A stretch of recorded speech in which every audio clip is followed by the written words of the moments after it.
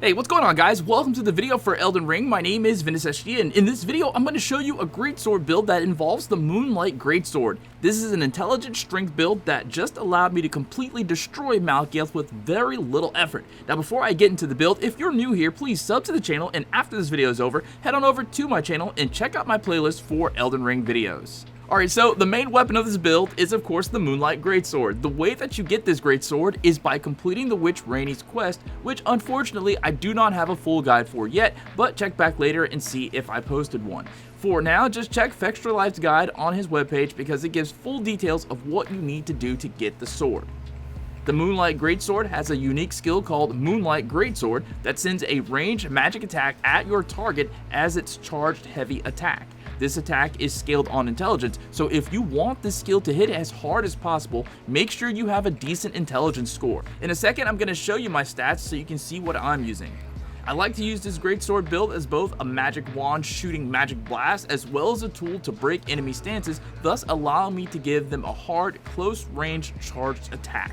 Alright, so when it comes to my attribute scores, I've got my Vigor or Vigor at 60 and my Mind at 62, and that's simply because I want to be able to take a hit if it should happen, and Mind is at 62 so I can be able to use the magic attack of the Moonlight Sword as much as possible. My Endurance is sitting at 30, Strength is at 50 so I can hit really hard with this sword if I want to, Dexterity at 20, 61 Intelligence, and that's simply because I want to be able to use that Moonlight attack and hit very hard with it like a Mack truck.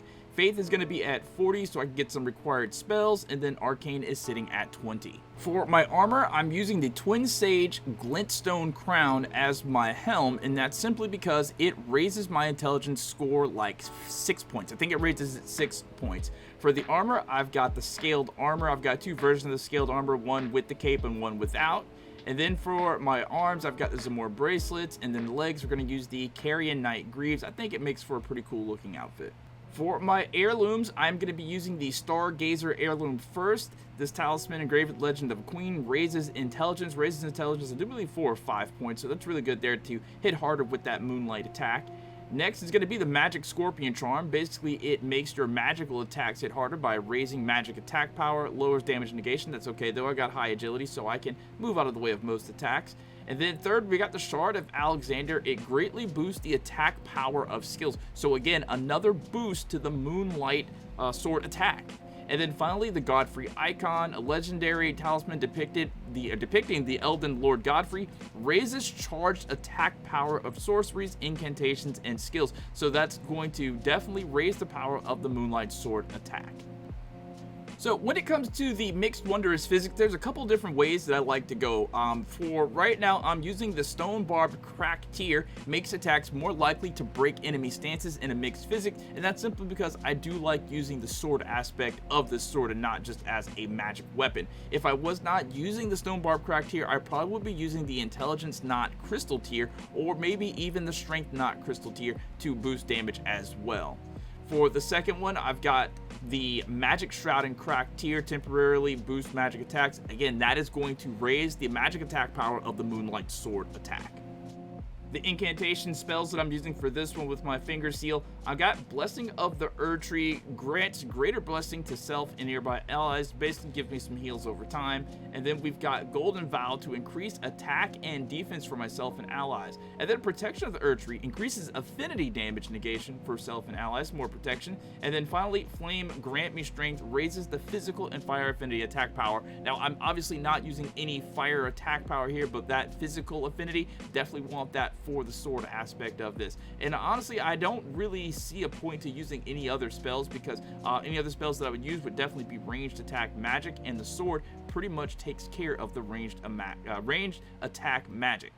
How I like to use this weapon in combat is simple: buff up and go crazy. For world exploration and zone clearing, no buffs are really needed for this build, though using Flame Grant Me Strength to increase physical attack power helps a lot.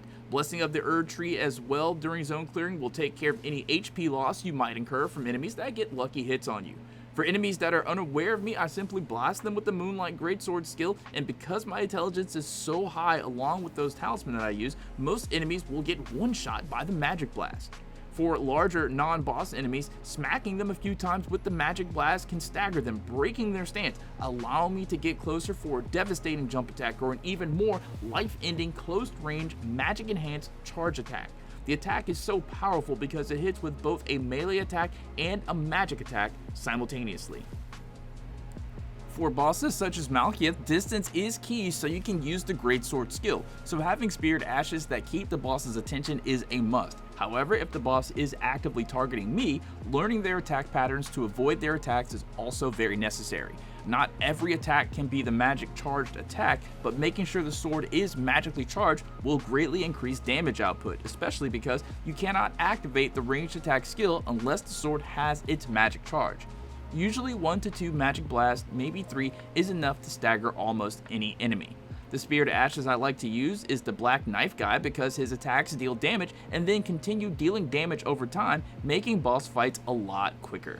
Alright, and that's going to be it for this Moonlight Greatsword video guide. If it was helpful to you, you can show me your thanks by giving this video your like. If you have any questions, feel free to drop them in the comments. For more Elden Ring build videos, head to my channel and browse my playlist for Elden Ring. My name is Ventus SGN. Thank you guys so much for watching and have a great rest of your day. Peace out.